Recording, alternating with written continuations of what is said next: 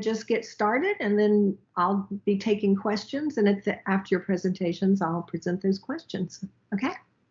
Sure. So I think I'm going to start off. And I am Candace McGuire. I'm a breast surgical oncologist at VCU Massey Cancer Center. I've been back in Richmond for about 2.5 years, close to 3 years now. And I do 100% breast surgery. So I only operate on benign and malignant disease of the breast. I have been doing so since 2010. So it's a subject pretty familiar to me.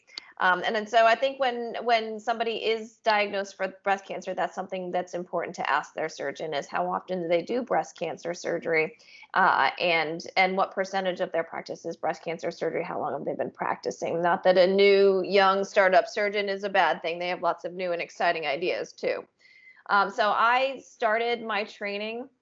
I was an undergrad at University of Richmond. I did my medical school at Eastern Virginia Medical School in Norfolk and did a general surgery residency up in Philadelphia. I then took a year out and did breast surgical oncology training down at Moffitt Cancer Center in Tampa. And I think that extra year was super important, and it helped me learn a lot of the things that I hope to talk about today. But I think also the last several years of experience have taught me that when a woman's faced with a breast cancer diagnosis, they have a lot of decisions to make, and it feels like they need to make them right away. And I think one of the biggest pieces of advice I have for people, women who are newly diagnosed, is to try to slow down.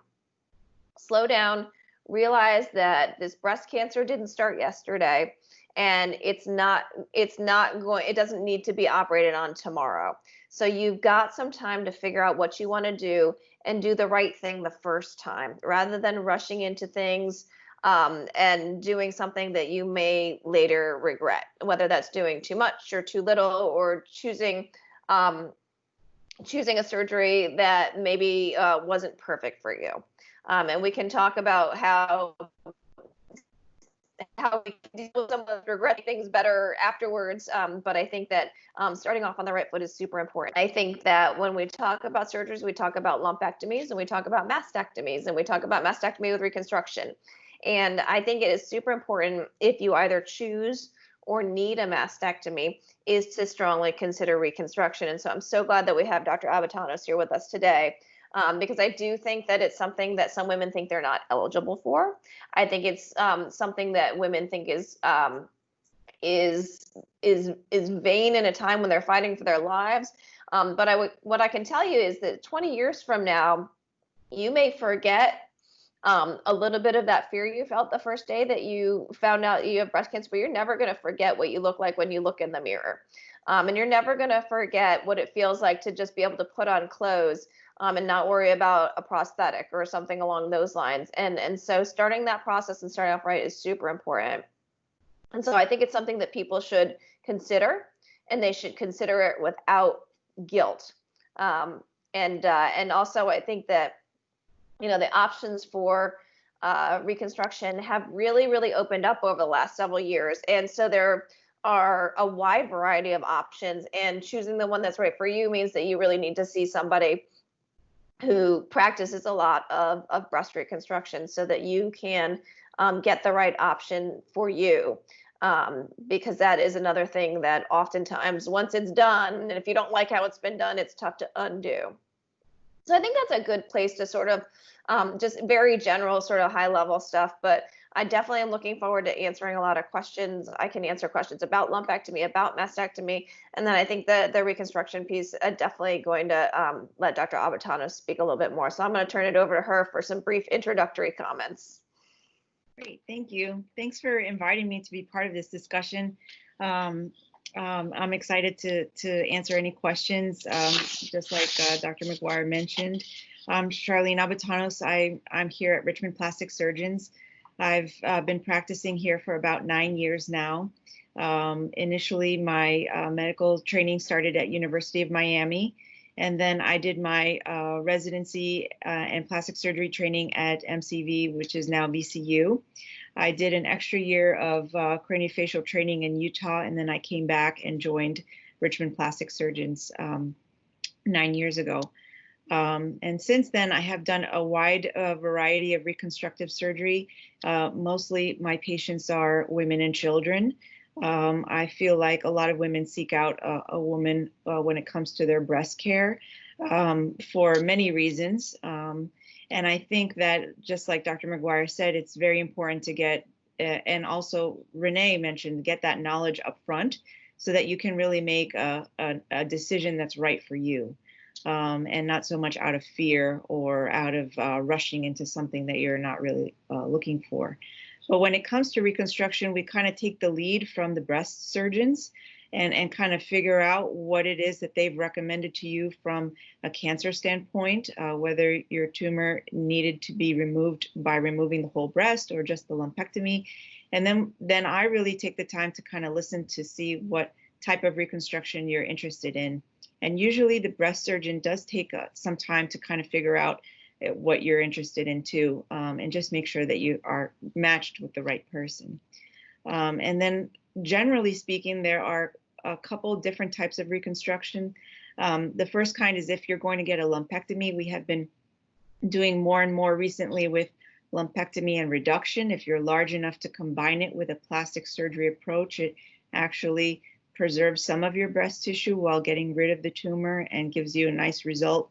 Or if you've ever wanted a reduction all along, that's something that is a little bit easier to see because it's more common and people talk about it a lot more readily as well. The other type of reconstruction is after a mastectomy, we can sometimes put in spacers, which are called expanders. And that's usually if there might be a need for radiation in the future, hopefully not, but some people need it. And that just saves the space while you're going through radiation. And then those expanders are not permanent. They come out later on, and we usually use implants for people who are not interested in having surgery or tissue removed from another part of their body to create the breast. We can use implants. Or if people have reservations or concerns about having an implant, there is something called autologous reconstruction that we would utilize either belly fat or skin or back fat and muscle to reconstruct the breast. So it really does kind of depend on a wide variety of things. It depends on the type of cancer surgery you're planning on having, what your cancer surgeon has recommended. And then it does depend on kind of what you're looking for. If you're looking to, have a recovery that might be a little bit shorter, a little bit longer. And then we do talk about in the future, choosing one or the other. If we burn any bridges, what does that mean for you? And usually I like to highlight that out in the first discussion, the first kind of meeting with the patient. Just so, okay, let's say you're too nervous to have reconstruction or you just don't even want to consider it. Well, let's talk about what that means if you change your mind, And I tell people all the time, you're in a year, you're going to want to put on a nice dress or a nice shirt, and you're going to want to feel feminine again. And maybe that's important to you. Maybe it's not important to you. And then we talk that over. Yeah. So I'll send it back to Renee.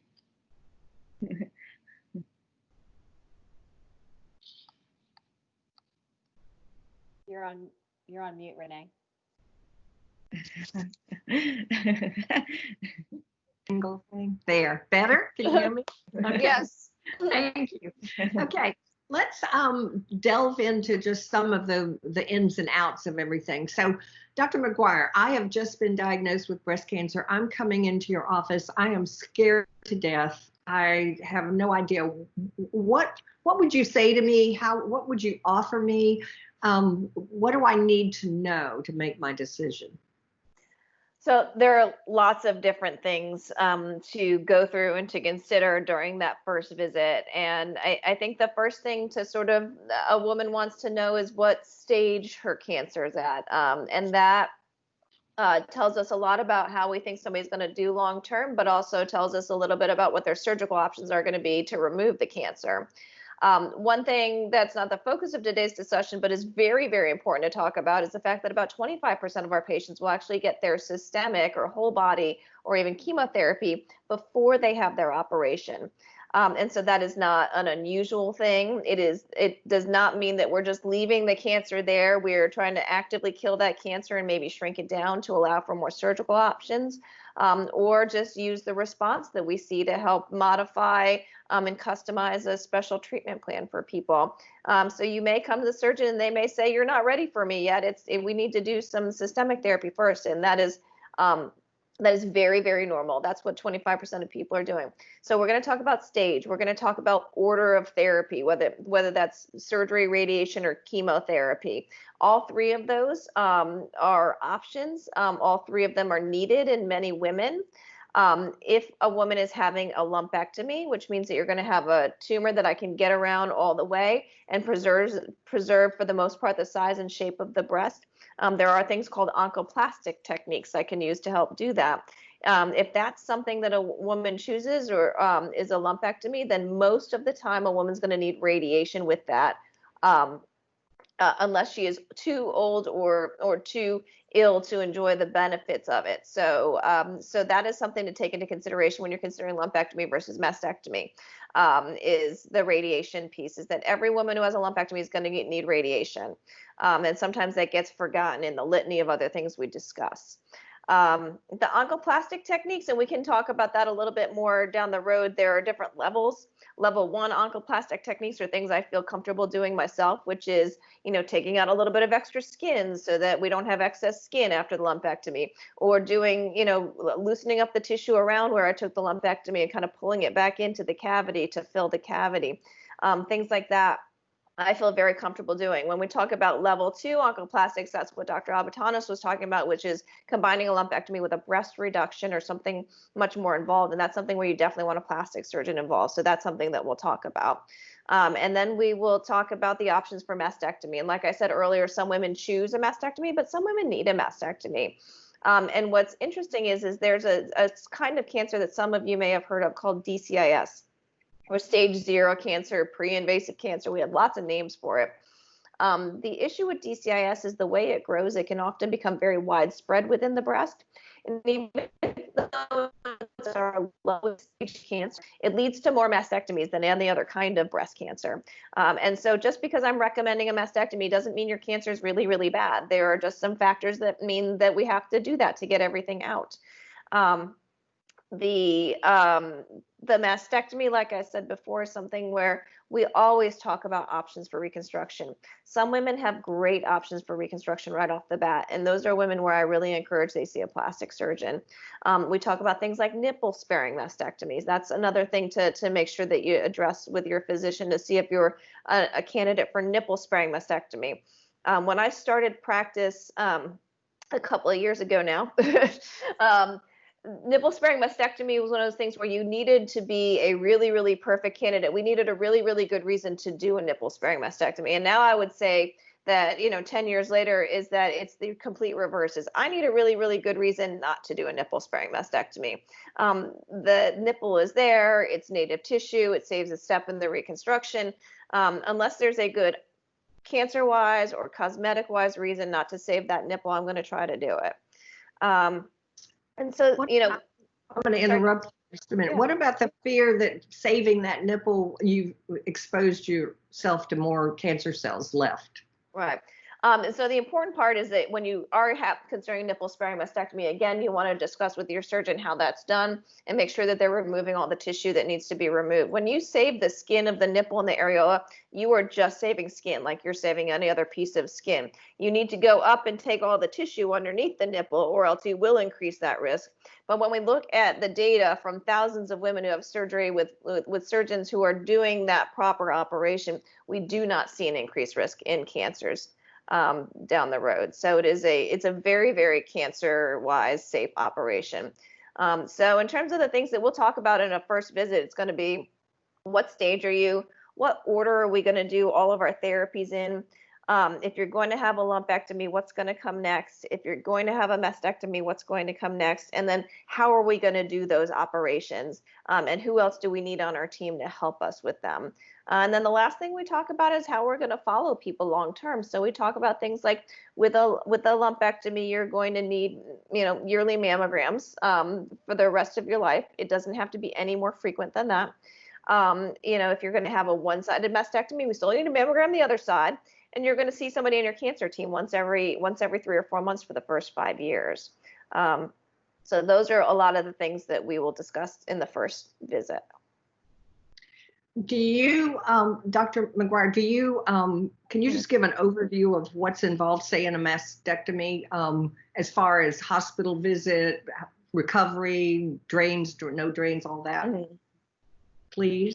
Yes. So for a mastectomy, most women, even whether you're doing a one-sided mastectomy or two-sided mastectomy, I encourage my patients to try to get out of the hospital the day after their operation.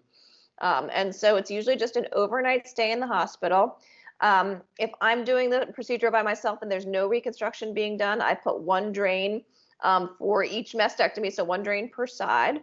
The drains typically stay in for about 7 to 10 days. We do a lot of really good teaching about how to manage the drains. People are super nervous about drains, but I would say 99% of people do an excellent job taking care of their drains, and they're out in a week or so. Postoperative pain is something people are really concerned about after mastectomies, and that's why we've moved to doing regional blocks, long-acting anesthetics, things like that. We use this stuff called multimodal analgesia, which basically means we give you a whole bunch of stuff to make sure that you don't get too much pain and that you don't get too nauseated. And we try to prevent the pain response rather than treat it once it occurs. And so most women will go home on a multitude of non-narcotic pain medications so that we can limit the narcotics so that you're not sick to your stomach, constipated, feeling worse than you would have if we had not used those drugs. And then most women, in terms of surgical risks, the things that I worry about most after a mastectomy, everyone's going to have a scar, everybody's going to have some pain. Infection and bleeding for a mastectomy without reconstruction are very, very low risk, somewhere in the 3% range to maybe 5% range. Women don't need to go home on oral antibiotics. They're going to go home with very few prescriptions. And then, the other things that we talk about are things like surgery, which we haven't touched on. But most women who have a mastectomy are going to need lymph node surgery of some sort. It doesn't necessarily increase the length of time you're in the hospital or the length of time that the drains are in, but it definitely is another piece of the puzzle. Oh, I'm going to make note of that. We're going to come back to that. So for lumpectomy, you said you definitely have to have radiation. With mastectomies, you also recommend radiation as well, right? Sometimes. So women who have tumors that are greater than 5 centimeters in size, which would be a bigger tumor for most women these days in the era of mammograms and whatnot, and women who have lymph nodes involved in their cancer at the time of their surgery should have radiation even after a mastectomy. And the reason we do that is that even after a mastectomy, if that risk is pretty high that something's going to come back, say 15, 20%, we can cut that risk in half with radiation. So even after a mastectomy, it's an option. It's for larger tumors and lymph node involvement. Okay, so on the topic of radiation, Dr. Aboutanos, how does the radiated skin play into your decision of what's available for reconstruction or not? Sure. Sometimes we know ahead of time that the patient will need radiation because maybe we already know that the patient has a positive lymph node, or we know the size ahead of time. Sometimes we don't know until the patient has a sentinel node biopsy that the cancer surgeon performs at the time of the mastectomy or lumpectomy. So once we get that information, then really we will know a little bit more certainly if the patient is going to need radiation therapy. And sometimes I present that in my initial discussion. Okay, well, we know you're going to need radiation, so most likely we don't want to radiate the final product. We want to have a spacer in there like a tissue expander to hold the space out while you finish your treatment, either chemotherapy, radiation. Have the pathologist give you your final pathology report. Make sure that your cancer surgeon knows where to send you, who your rest of your team members are going to be. And then once you get all that information, then we kind of let you go through chemo or radiation, and then we wait a couple months to let that skin soften and come back to as much normal as possible before we do what we call a second stage reconstruction, which is where we would take the expander out, the spacer or the balloon, and then we replace it with something softer and more natural feeling. So radiation can affect our options a little bit at that first surgery if we know ahead of time. If it's an unknown, then sometimes I prepare my patients for what I would call like a game day decision. I might have some expanders in there. I might have some implants in there. And if the nodes are negative and the breast cancer surgeon tells me the risks are really low with what their information is, then sometimes I will go ahead and put in an implant and have it be a one-stage reconstruction. That's not very common, but I like to present my patients with that option, with the information, knowing that this could all change once the pathology comes back. We just don't know ahead of time everything. So we were told years ago that radiated skin would not stretch as easily as non-radiated skin. Is that, from what you're saying though, it sounds like there are ways to work around that. Is that right?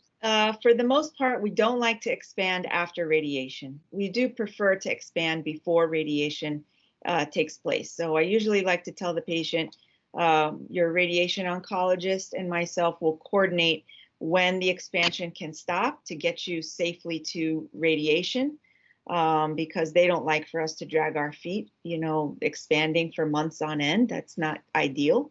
We want to make sure the primary focus is getting rid of the cancer. So we will coordinate expanding before radiation, and then really the patient does have to wait for their body to heal from the radiation, probably at least 6 months. In some cases, we can expand afterwards, but in my practice, I don't prefer doing that. Okay. Can you give some insight into what people can expect, or ladies can expect, from these expanders, and what the process is, and does it hurt, and does the expansion hurt, and are they uncomfortable, or anything? Give us again, we're dispelling those unknowns. Right. I would say, along with what Dr. McGuire has said, I try to do a really good block with a long-acting pain medicine on that day of surgery. The goal is to help reduce the amount of narcotics the patient takes, and not only that, but help ease a little bit of the pain. I tell everyone, you're going to feel some soreness. It's not going to be pain-free, 0 pain scale, but you will feel some soreness, and it is not going to feel natural in the beginning. They're not very soft. I've had patients describe them as plastic rocks or things like that. They're not very natural feeling. But I do remind people that they're temporary, and sort of the sooner you get accustomed to them, the faster your recovery will be. And before you know it, many months have gone by and you're ready to do that second stage. And then once they come out, the implants or whatever tissue we use is going to feel way softer and a lot more natural. And, it's going to be a lot easier the second time around. But you're right, they're not exactly the easiest thing in the beginning to feel that that's what your breast is going to be like. It's temporary. And the expansion process, I will say, is relatively easy in the grand scheme of things, I think. It takes a couple minutes in the office. It's not exactly like accessing a port for chemo, but I tell people similar. We go through the skin into a port that you can't feel or see, and then we put in some saline or salt water to make that balloon or sizer or spacer larger and larger slowly over time until we achieve the size the patient wants to be, or until the expander is full. And usually that's a decision we make, over time. Some people don't want to be too much bigger than they naturally were, and some people want to be a little smaller. And sometimes we meet in the middle, so it's really an open discussion when patients see me about sizing and things like that. Oh, that's good. Thank you. Dr. McGuire, I've got a question. All right. What is the reason for nipple sparing? Is it for looks, or is there a reason why a woman wants this? I can almost answer that one, but I'm going to let you. Yeah, I mean, really, what I tell my patients is what I saw in is the exact quote that I saw from a presentation that was done on one of the very first big studies done on nipple sparing mastectomy. And it was presented by somebody from University of Arkansas. And somebody asked about the nipple and nipple sensation and things like that, because if it's not for looks, that's the other thing you would want it for. Certainly you can't breastfeed, but there really is very little sensation to that nipple, if at all. There are some people out in California doing very experimental nipple preservation, sensation preservation surgery, but it requires nerve grafts, and it's not something that's ready for prime time just yet. But so it really is just there for show. And so the person who was presenting said, look, the nipple is kind of like a deer that you shot and you put up on your wall. To you, it looks like a deer, and to you, it feels like a deer, but to the deer, it doesn't feel like a deer anymore. Oh my gosh. So it is really there just for women who do want to have a nipple as part of their reconstruction, that you can have your own nipple. And when you look down, you look as much like you did before surgery as humanly possible. And I think Dr. Aboutanos could probably talk about this, but what defines the shape of a woman's breast, the apex of a woman's breast, is the nipple areolar complex. And so oftentimes I think women who don't have a nipple areolar complex are they don't have that same shape that they would expect. And so while some women do not have a nipple reconstruction, most do, because of the loss of that natural shape. Even though you have a breast mound, you really want to have a breast. And so what defines a breast is a nipple.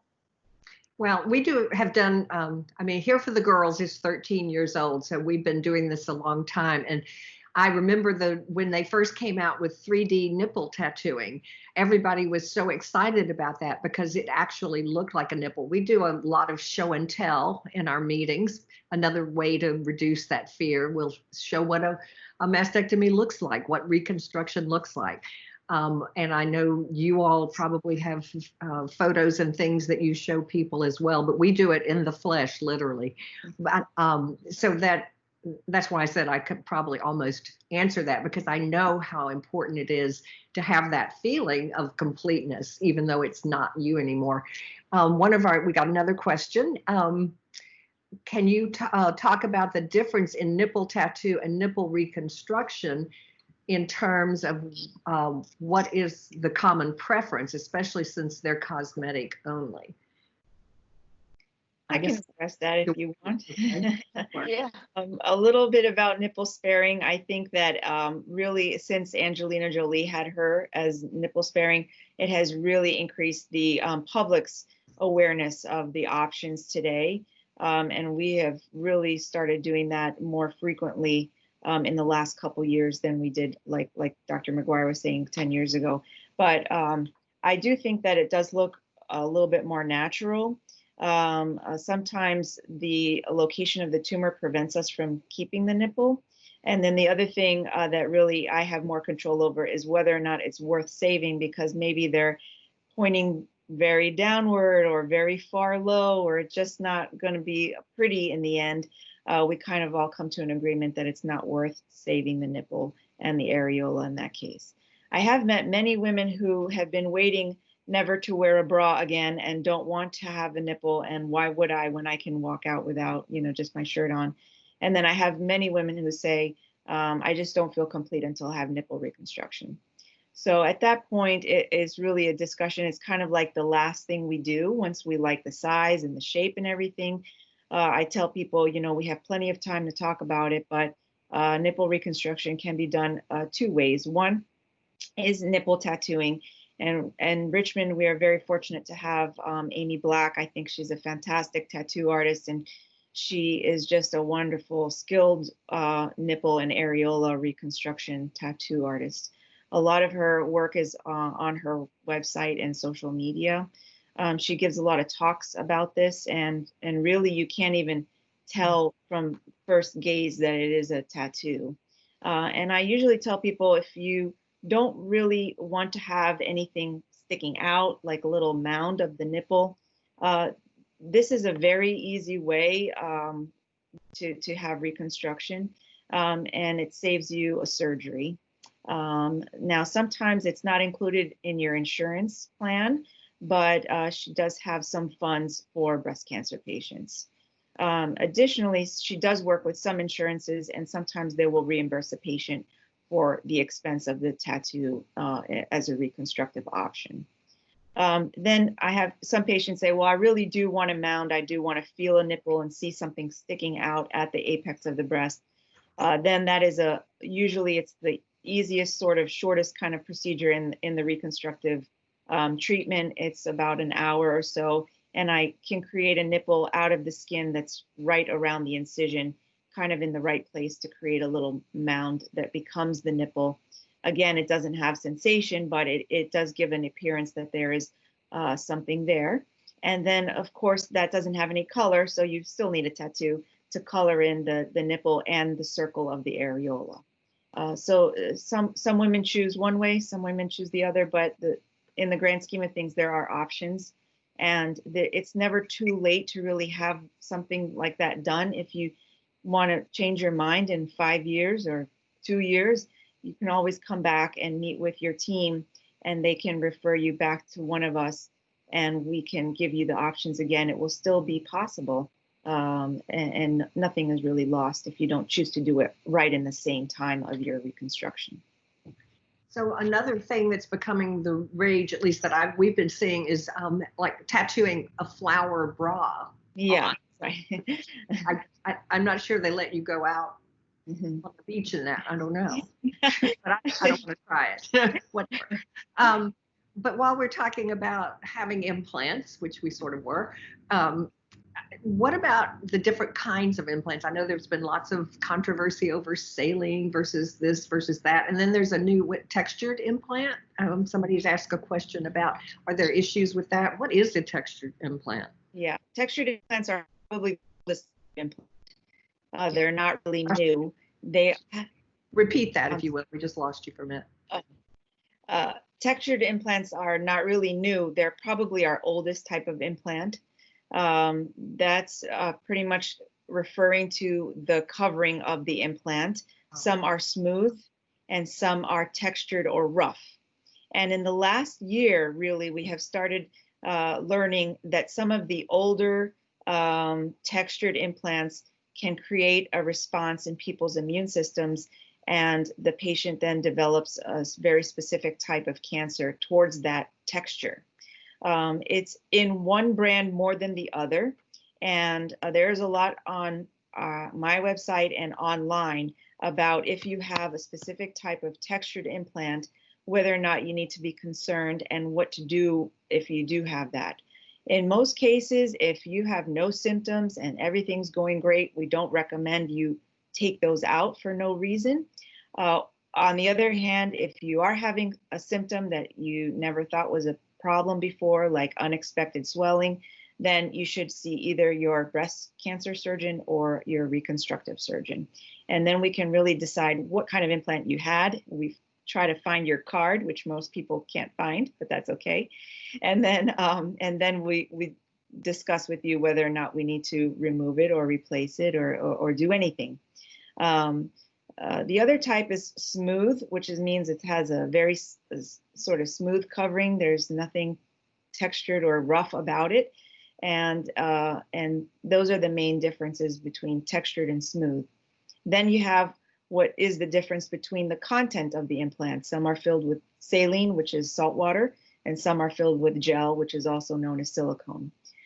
Silicone has been in the news for many years now. I believe when I was a resident almost 20 years ago, we didn't have silicone. They had taken it off the market. And during my training, didn't really have it until I was in practice. They gave it back to us after doing a lot of testing. and I go over the differences, and people tell me what their preferences are, and then we decide what's right for the patient, you know. Thank you. That's good. Okay, another reconstruction question, and this has to do with, okay, I had it 2 years ago. I'm not happy with the results. I have daily pain from one of the implants, and then I have capsular contracture on the other side because I had prior radiation. What are the options? Are there surgical disadvantages and postponing the next surgery, or can you wait? Or I'll let you take it from there. So I believe this was a question that was submitted earlier. This is a very good question because a lot of people don't know if they're still candidates for surgery after they've completed treatment. And technically, you are still candidates for surgery for the rest of your life if it is tied around your breast cancer diagnosis, and especially if you have had reconstruction. Radiation does increase chances for capsular contracture. And the first signs or symptoms of that, and what that is for people who may not know what that is your body develops a scar around the implant. And in some people, in most people, that scar is very thin and we can't really feel it. And in other people, especially patients who have radiation, we do start to feel a little bit of the scar, and it can become a little thicker, a little tighter, and a little bit more uncomfortable. Once you start feeling discomfort from capsular contracture, that is a good time to go back to your plastic surgeon so that they can make sure that you're not having a really significant contracture that is causing you daily pain, because the treatment for that is removing it and clearing out all that scar and trying to figure out why you developed that reaction to begin with if it's not from the radiation. There is also some data that says maybe contracture happens from an infection that we cannot detect, like a very low level of bacteria that's normal for most people. Sometimes we can't detect that as a true infection, but your body sees it and it starts making more scar. So it's definitely worth at least talking to your surgeon about that now, and then deciding if this is a pain that you can, live with, or if it's something that you want to address sooner rather than later. If you do delay it for a long time, let's say a year or two, the contracture can get worse. So that's what we're trying to avoid. Okay, good to know. Dr. McGuire, let's go back and hit on the dangers of lymphedema and that. You raised it, but let's talk about it if you don't mind. What can be done to reduce your risk of it? If you get it, what do you do? That kind of thing.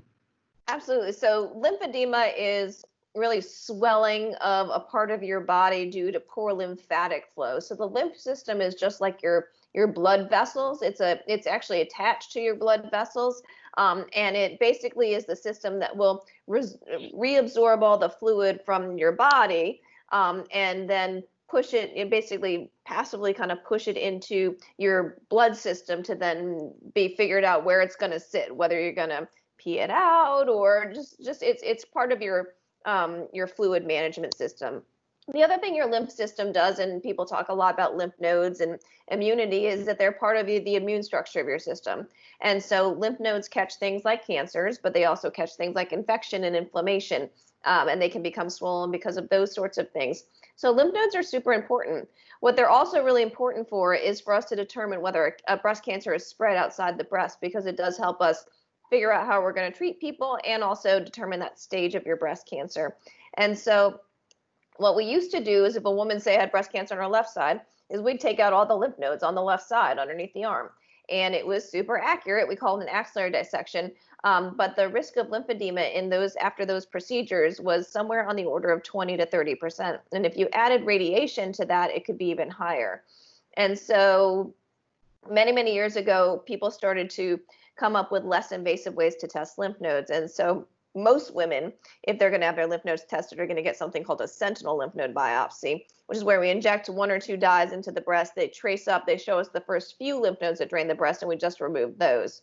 The risk of lymphedema from one of those surgeries depending on lots of factors, whether it's, what you're coming to the surgery with, how many lymph nodes come out, those sorts of things.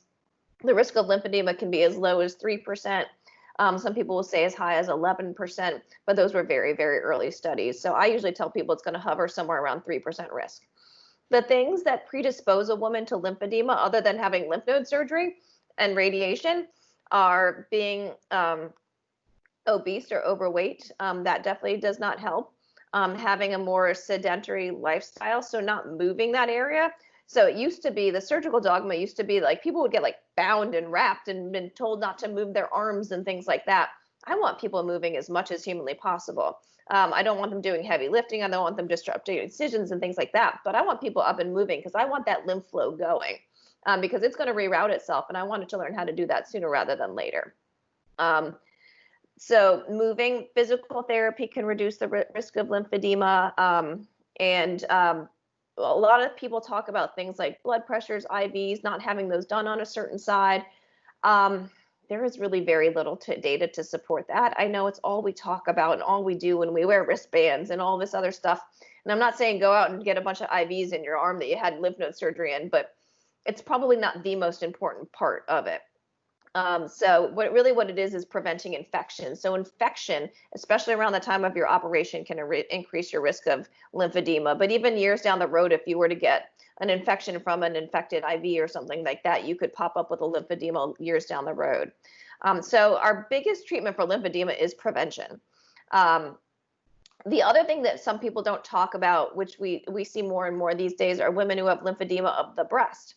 And so after breast conserving surgery, or sometimes even after mastectomy, because of that impaired lymph flow, you can actually get swelling of the breast, which is a much harder problem to treat because it's hard to do physical therapy of your breast. And so that's something that we're actually working on at Massey, is developing a program for lymphedema prevention in the breast after lymph node surgery. And that happens a lot in our larger breasted ladies who have tumors that are in the upper outer area of the breast, who also have lymph nodes removed. Once you have lymphedema, the things that we use to treat it are compression garments. So wearing a compression sleeve or even a gauntlet, which is the part on the hand, a compression bra for breast lymphedema, physical therapy, massage, sometimes low-level laser therapy can help. We are developing lymphedema programs where we're looking at surgical lymphedema treatment. It's very, very early in the experience. Whether or not it helps a whole ton, we're still investigating. But for women who have really, really bad lymphedema that doesn't seem to respond to anything else, there someday maybe some surgical options that are coming down the road, looking at lymph node transfers, looking at rerouting the lymphatic system around blockages. And a lot of times that's another thing that combines the breast surgeons and the plastic surgeons, because oftentimes the plastic surgeons have microsurgery expertise that can really help with that kind of surgery. And so that's where I think we're going for patients who have really, really bad lymphedema that doesn't respond. I would say, again, it's another thing that's probably not quite ready for prime time because we don't have good long-term data as to how well it works, but it's definitely something that we're actively investigating because it is going to be, I think, a good option for people who don't have any other options left. So they are trying lymph node transplants, basically? So it's not transplants from another person. It's taking lymph nodes from elsewhere in the body, because we have lymph nodes all over our body, and transferring them to another part of the body, to the part where you have. But frankly, I don't love that concept personally, because then what happens to the donor site? But I really like the ideas of rerouting the lymphatic system, whether you're doing a lymph vessel to lymph vessel bypass or a lymph vessel to venous bypass. I think that makes a whole heck of a lot more sense. And those are things that we're actively investigating as well. Did you reference earlier that your body will transfer or will reroute on its own? It often does. Yeah. If you take out very few of these things, your body will learn how to use the lymphatic system that's left over and reroute. Women who don't reroute are the ones who get lymphedema. Is there any way to tell that, whether your body has rerouted ahead of time? You can't. Well, you can't reroute until you have the injury, which is the surgery. So you can't tell ahead of time. But I mean, but but you can do mapping. You can actually inject dyes into the arm, and sometimes they're visible dyes, but sometimes it's under ultraviolet light, and you can actually map the lymphatic system to see if there's a blockage, to see if rerouting has not occurred. I have another question about complications that lymphedema can cause. Yeah, other than the pain and the discomfort and the cosmetic downside of having a big swollen arm is that you can get more frequent infections of that arm. There are very, very rare secondary cancers that can happen because of the lymphedema. But mostly it's just the fact that it's physically swollen, it's uncomfortable. Some women will have very, very bad lymphedema that really makes their arm unusable. Those are the big things we worry about. Okay, thank you. Dr. Aboutanos, I've got a question about, will reducing your breast size after when you're doing reconstruction or doing implants help with discomfort? This particular question is from someone whose chest and back feel tight 24/7. Yes. So I have had a couple patients who, after completing breast reconstruction and breast cancer therapy, decide that they really want to lose weight. And so I had one lady, I think, lose at least 30 pounds just by changing her diet as she got motivated and really started, doing something about her weight. And initially we had picked out sizes and reconstructed her according to what her previous pre-surgery breasts looked like and pre-surgery weight. And so after she lost the weight, it kind of seemed like the breast implants were almost too large for her. So in her case, it got very heavy for her to carry. And so she is going to choose to downsize the breast implant size. It's possible that if the chest and back is tight all the time, that it can be an underlying capsular contracture issue, which we talked about earlier. And sometimes just releasing that capsule can make people feel a little bit more comfortable. So it can be a combination of things. It can be too large of an implant or too large of a reconstruction after everything is said and done. Or it can be that there's actually a real problem happening that maybe the patient is not aware about until they see their surgeon. And that person might want to see their surgeon again. Yes. Speaking of reconstruction, I know some of the questions that we've heard are, what is, if I have only one side, if I have a mastectomy only on one side and I have that side reconstructed, is it going to look like the other side? What happens as I age? What happens as I gain or lose weight? Can you speak to those questions? Yes. Not everyone needs a bilateral or double mastectomy. Some people choose even to have one done and not do anything to the other side. But the ultimate goal is usually what I tell people is for you to look good in your clothing and feel good in your bra. And sometimes, if you have one side that's reconstructed and that volume fills 1 cup size of the bra, I want to make sure that the other breast fills the same cup, because bra makers don't make different cups in the bra. So you want to feel good. You don't want one to be really tight in one and loose in the other. So I like for the volume to be the same at the end of the day. And usually most insurance companies will choose to approve what we call a symmetry procedure, where maybe the other side needs a little lift to look a little more youthful compared to an implant or a flap, or a reduction to match the size of the implant that the patient chose. So most often the insurance company will approve having the opposite breast, the breast that doesn't have the breast cancer, look a little bit more like the reconstructed side. Some people choose not to have anything done to their good side. They don't want anything changed over there. They want to preserve sensation, or they're worried about changing the sensation on the good side. So we discuss the risks and benefits of that. And again, I tell people, if you choose to change your mind in the future, you still can come back at a later time. If it's not something that's doable or you're having trouble in your clothing, then come back and see me later. Yeah. What is the typical, I don't know if there is, if you could say this, what is the usual number of surgeries it takes to get things right on a reconstruction? Yeah, that's a difficult question. Sometimes if the patient is a candidate and we're going from mastectomy to implants all in the one surgery, it's a home run, one surgery, and they can be done. That is like ideal and hard to achieve from the cancer standpoint and hard to achieve from a reconstructive standpoint. But if all the circumstances are right and it's safe and the patient is going to be cancer free at the end, one surgery is obviously what everyone wants. Now, because everybody is so different, most of the time it is about 2. I would say that's the most common number. And then if patients want a little revision, or they're having issues like we've been mentioning, capsular contracture, or they want a nipple reconstruction, usually when you have radiation, it can increase that number to 3. Now, if you choose to have a flap done, that also can limit the amount of surgery you do, but usually we're not doing flaps right away. That makes it for a very long day, long anesthesia event. So again, even if you're choosing to have a flap reconstruction, which is a flap means someplace tissue from your body, that might also be around 2 surgeries. And then sometimes those need to be revised. So I usually say I'm willing to revise it if it's something that is bothering you, that I can see, that I feel is worth us going back to the OR for.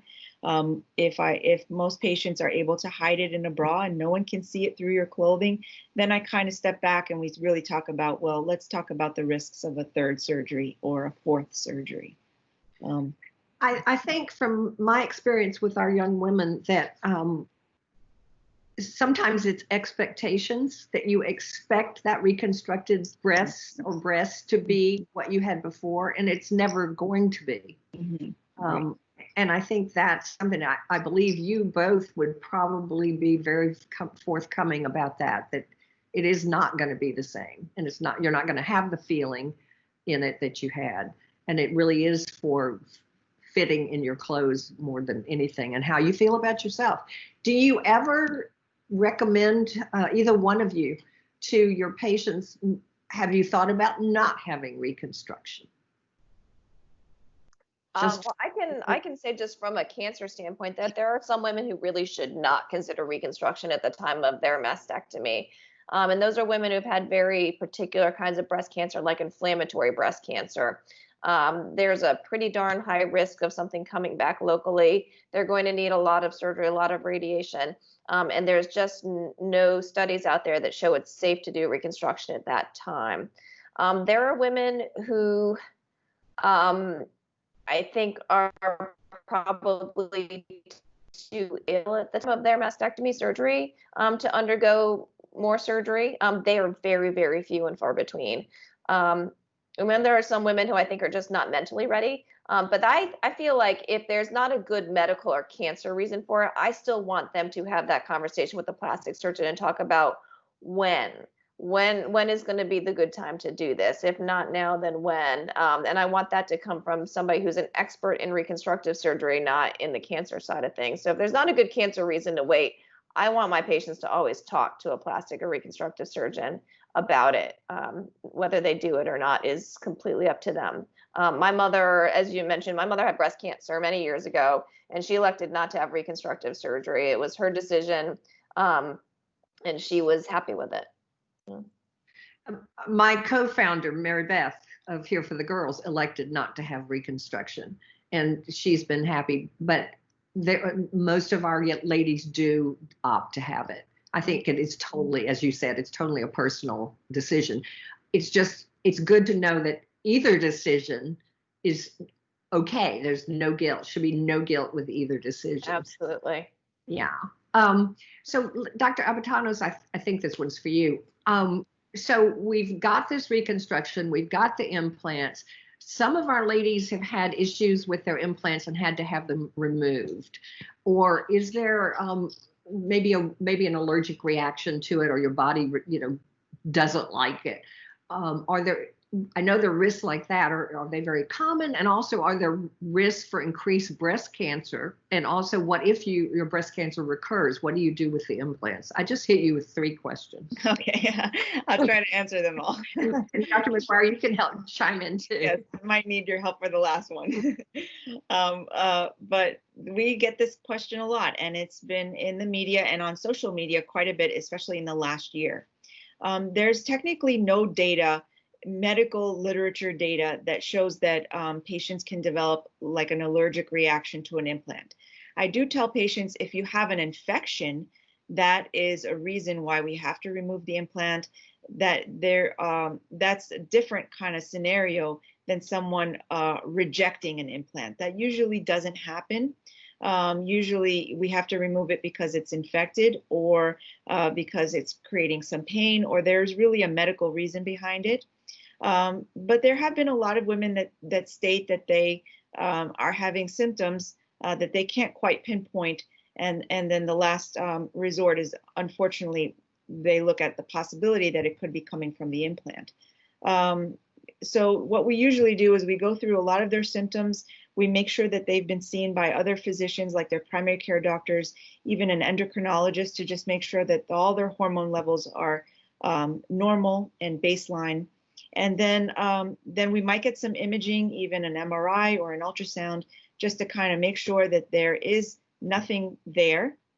And then we decide between ourselves whether or not they want to go ahead and remove the implants, knowing that there's no medical data to support one way or another, but there is some anecdotal data or data from other women online that are sharing some of their stories. And so we once again go over the risks of removing them and what does that look like for their future, and the risks of keeping them, and also what does that look like for their future. Most of the time I tell patients implants are not designed to last forever. You can't really forget that you have them. I personally like to check my patients once a year just to make sure the implants feel right and are soft and doing what they want to do. Or if they have a very consistent breast exam, either by their breast surgeon or oncologist or gynecologist who feels comfortable examining implants, then I usually step out and I say, well, you really need 4 doctors. You really do need to follow up with your cancer team. And if they have a question or a concern about your implants, they'll send you back to me. But I like to tell people, once a year, someone should be checking them just to make sure that they're doing what they should be doing and that you're not having any problems that you may or may not know about. So that's the first question about the possibility of an allergy. And then I guess that's a good segue as to if you have breast cancer and with implants, what your follow-up and monitoring should be. And that's really left up to the breast cancer surgeon because that's kind of their realm. So I'll let Dr. McGuire talk about follow-up and what happens if there's a recurrence. Yeah, so the first thing that I can definitely is there is increased risk of breast cancer with implants, and whether you have them as augmentation before any sort of cancer, or whether you have them as part of your reconstruction, they do not increase your risk of cancer. They also don't make it harder to detect a cancer if they're used for reconstruction, because if a woman's going to develop a second breast cancer after mastectomy, which obviously we don't want, but if it were to occur, it's 99.99% of the time, it's going to be right up front and center underneath the skin. And so the implant is not going to mask that. In terms of how we follow women after a mastectomy and reconstruction, there really is not enough breast tissue there to mammogram. So you shouldn't be getting mammograms after reconstruction. What you should be doing is a good solid physical exam that's very akin to a breast exam once a month. And like Dr. Aboutanos was saying, is you should have somebody once every 6 to 12 months really doing that same exam, whether that's your breast surgeon, your gynecologist, somebody who has experience in doing a good breast exam should be doing one at least once a year. If an implant is used as part of an augmentation or a partial breast reconstruction, which is a little less usual, then any remaining breast tissue should get a mammogram yearly. In terms of what to do with the implant, should you get a breast cancer back again, Oftentimes, if the breast cancer is not involving the implant or the capsule of the implant, which we talked about before, you can actually remove the cancer and leave the implant in place. If again, if you've had an augmentation, just more of a cosmetic breast surgery, and you develop a cancer in that breast, it doesn't mean that the implant has to come out. If it can be preserved, if it's not involving the capsule, it can stay right where it's at. You can radiate over an implant. There can be issues like capsular contracture, but it can be done safely. I think sort of the other question is, if you have a regular lumpectomy and your cancer comes back again, do you need a mastectomy? In most cases, yes. In most cases, after your first lumpectomy and radiation, we do recommend if you were to get a second breast cancer in that breast, to have a mastectomy. But there are some cases in which, say you've got a big breast and your first cancer was on one side of your breast and your second cancer is on the other side of the breast, and they were 10 to 20 years apart. There are options for partial breast radiation that can be done that would allow for 2 lumpectomies to be done in that situation. Okay, thank you. All right, so I have two other questions. One, Dr. McGuire, I'll take you first. I think, is it you? Okay, so this was a question I think you all got earlier. Mm-hmm. And maybe, no, it's not Dr. McGuire, so either one of you. What's the, a woman did not have reconstruction, but she left extra skin in case she wanted to change her mind. Now she knows she doesn't want reconstruction. What's the process to get rid of that extra skin, and is that covered? So I can take a little bit of probably the beginning of that, in that whether first of all, I would never counsel a patient to leave extra skin just in case you want to have a reconstruction down the road. What happens in most cases is that when a surgeon's doing a mastectomy and everything looks perfectly flat and perfectly pulled together, when you're laying on the table, when you actually sit somebody up, or over the course of a couple of years, you gain a couple of pounds, all of a sudden you start to get little, sort of skin and fat areas that weren't there before. There's also only so far back you can go on a mastectomy before you're essentially just taking out back fat, for a lack of a better term. And so there's only so far that a breast surgeon can go to get all of that. And so sometimes that's what really bothers people, is the little bit of back fat that we all have that none of us notice because we have breasts in front of it. And so those are the sorts of things that patients will definitely come back and complain about, is having a little bit of a dog ear. And that's something that I would definitely refer to a plastic surgeon to deal with. I can see Dr. Aboutanos nodding her head. Do you want to add to that? Well, only because we didn't talk about a prosthesis. So sometimes ladies want to wear a prosthesis, which is covered by your insurance. And when you have dog ears or little extra lumps, someone said a lump, or extra skin, sometimes it can rub against the prosthesis, and it can make it uncomfortable to wear that. And so when that's your only form of reconstruction, then it may be worth for someone to go back and smooth it out and make it as flat as possible, so that a prosthesis can be worn without difficulty on a daily basis. So that's something we didn't mention earlier, but it comes into tie into this talk about what are your options, and that is an option. Mm-hmm. Yeah. So I'll stay with you, Dr. Aboutanos, while Dr. McGuire gets some water. Okay. So, I know we've talked about you like to do implants before radiation, but say a patient comes to you and they have already had radiation. What do you recommend for those women? Yeah. Reconstruction. Yeah. So most of the time people may see me because they had a lumpectomy with radiation, as Dr. McGuire mentioned, is fairly typical for women who choose to have a lumpectomy or can have one. And sometimes there may be a little shallow area, or the breast doesn't look quite round as it was before. There is a concern, maybe it's a little smaller on one side now than the other side, because radiation can sometimes shrink the breast down a little bit. So if it's in that case, sometimes we may discuss what's called fat grafting or fat transfer.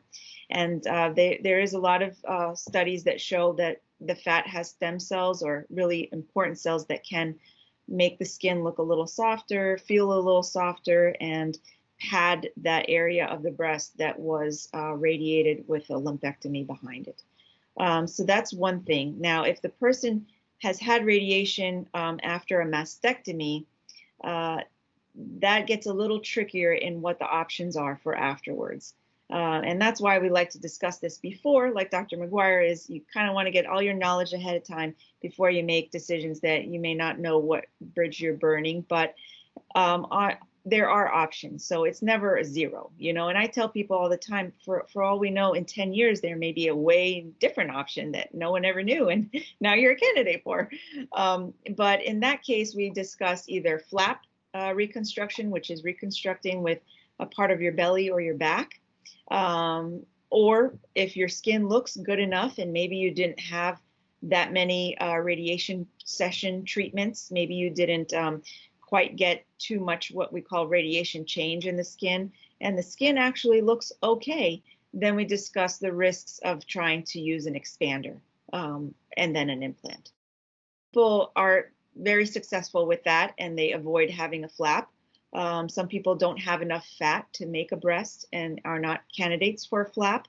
So we're kind of limited on the person's body type and proportions, but it's really about just knowing that you can always go back and ask questions and seeing what you are a candidate for and what your surgeon feels comfortable doing for you after radiation. So while we're on, you just raised a point that I wanted to get to, which is second opinions. Because if, say, somebody, you know, we're talking about not rushing into something. Yeah. How do you all, I know a lot of women go, oh, I don't want my doctor to be upset with me because I would like to get a second opinion. Can you address that? Because I know what you're going to say. Yeah. So if somebody is going to get upset at you because you go and get a second opinion, you need to run. Do not walk. Run away from that person, because there are none of us who do this on a day in and day out basis who are going to get upset or insulted if you go seek a second opinion. You know, that is absolutely what you should be doing. You should feel 100% comfortable going into surgery. And sometimes that means going and talking to somebody else and making sure that you're not missing anything. And sometimes that second opinion is a little bit different, and sometimes it's exactly the same. And so it's I sometimes actively recommend it for people if they haven't considered it. Dr. Aboutanos? I agree with Dr. McGuire. I usually encourage my patients to get a second opinion if they have any question about, well, I'm not really so sure, you know, I used to see this person or that person. And I said, well, you know, maybe you should go talk to them, make sure that what we're saying is sounding the same. If it's not sounding the same, then you can kind of decide who you feel comfortable with. There should be no pressure, you know, during this whole process. That is very good. While I'm coming up with some more questions, I just want to tell the audience I love questions because they're here to answer, that we've got them captive. Tea and Talk with the Doctor. It's a wonderful time. Let's talk about, hang on, I'm looking at my notes. One of the questions that has come up is talking with other women who've had similar surgeries, similar reconstructions, that kind of thing. I know it here for the girls, we do that all the time, as I mentioned. Do you all have any other recommendations about how people can learn more?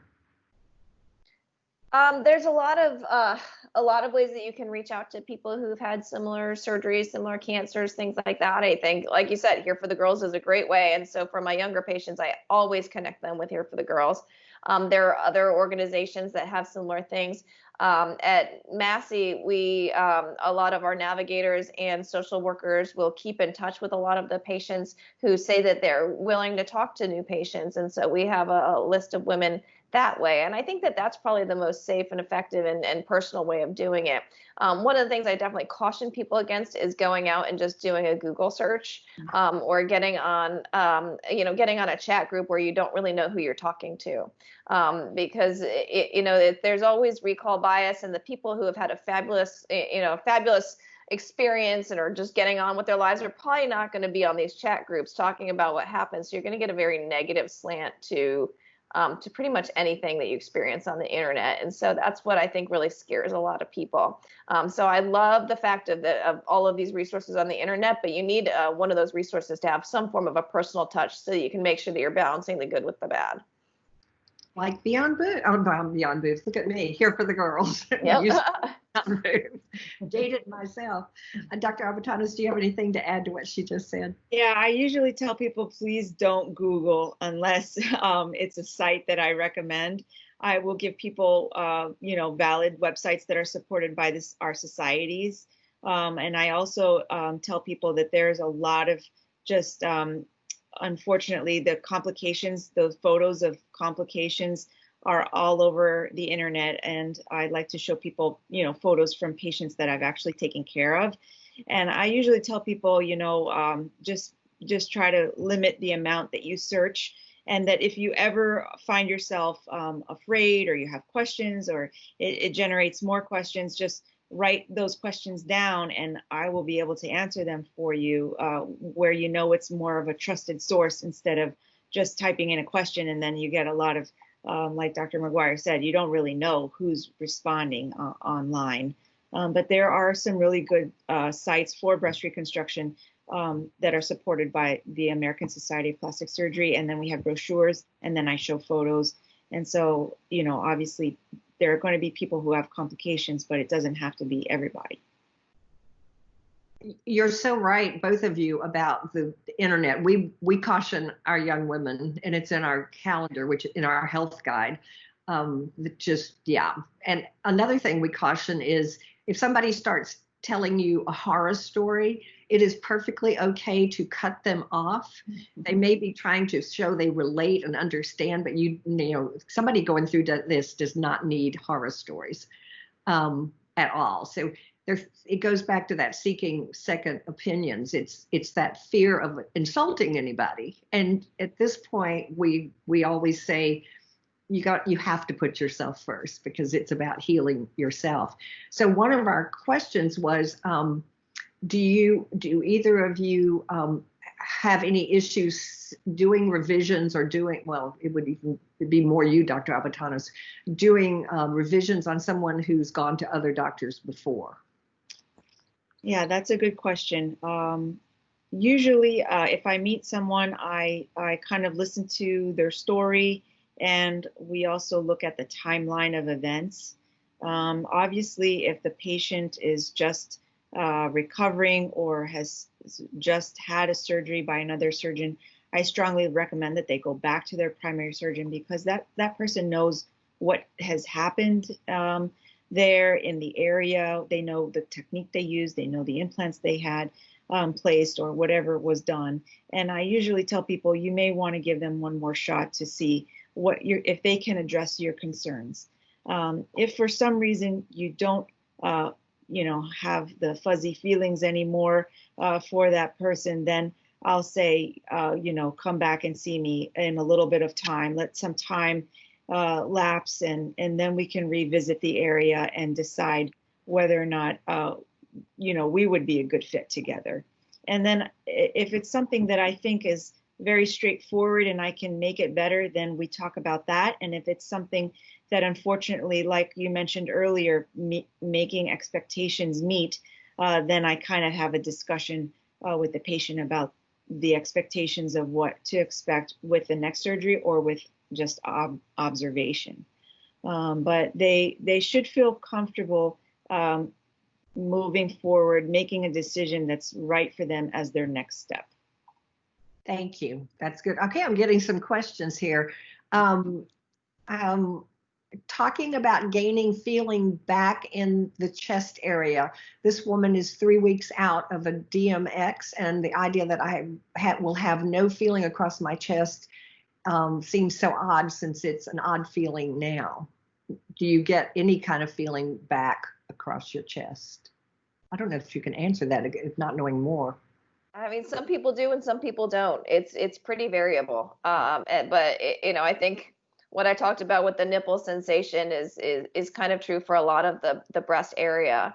And so that's something that I talk to people about before they undergo a double mastectomy, is the fact that you're probably not going to have any significant sensation on both sides. So if skin or nipple sensation is really important to you and you don't have a genetic mutation that caused your breast cancer, that doing that double mastectomy, if that's something that's super important, may not be the best choice.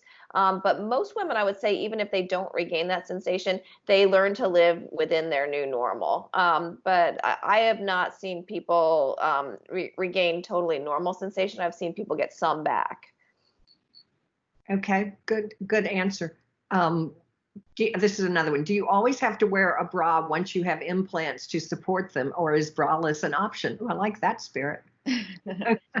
Braless is definitely an option. But I usually tell people you kind of just do whatever's comfortable to you.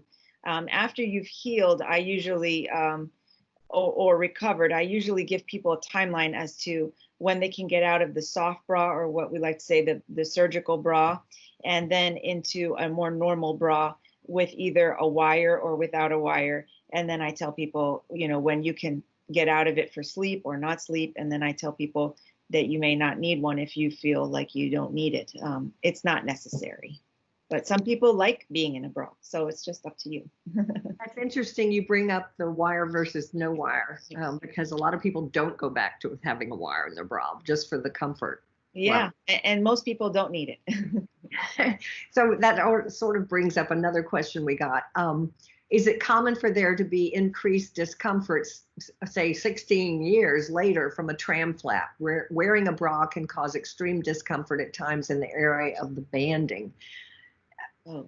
Yes. So not always common, but it is possible that that person may have some scarring that is putting pressure with a wired bra or at the band of the bra, right there at that base. That's always where we like for people to be careful about pressure.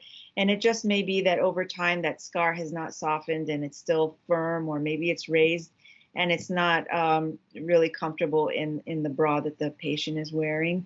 So it is possible that maybe with an exam, you can kind of determine if it's something that needs a revision, or maybe sometimes a steroid injection, or if there's another bra that's more comfortable to get to change perspectives. That's not unusual. I would just say you should see your surgeon again. Totally fine. And talk to your surgeon.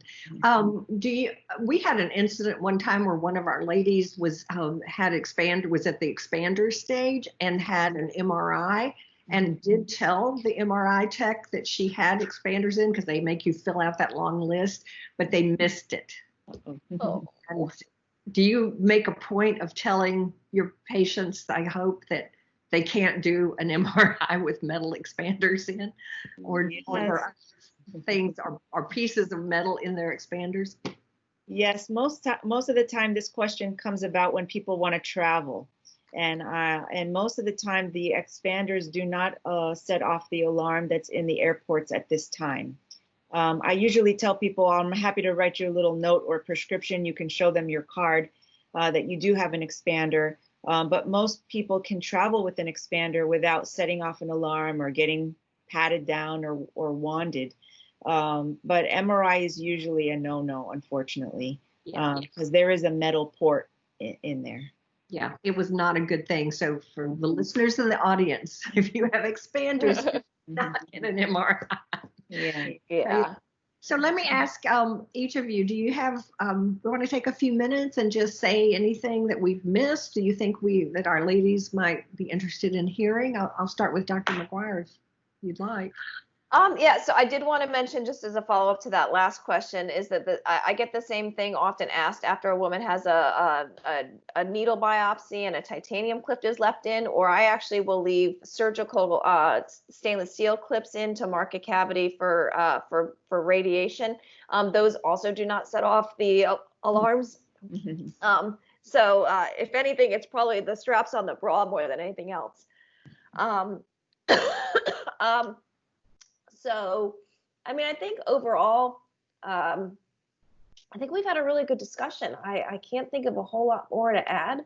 I think a lot of the themes that are coming up, though, are to take your time, get good opinions, make sure you're doing the right thing for you, ask lots of questions, bring a friend if you can, and just make sure that you're treating your cancer, but that you remember that you're a person too, and that you need to treat you, and that you're going to come to the other side of this, and you have to be happy with the decisions you made. Thank you. Dr. Aboutanos? Yeah, I would agree with Dr. McGuire. We've discussed lots of different topics and options, and I would certainly hope that people reach back out to us either through our websites or through Here for the Girls to answer any other questions that we may not have discussed. I do like to remind patients that it's kind of like a marathon. It's not really a sprint. And eventually you will overcome the cancer. And when you do, then we will be ready to do reconstruction or change things according to your needs at that time. But it's very fluid. And so we never really go away. There's always things evolving.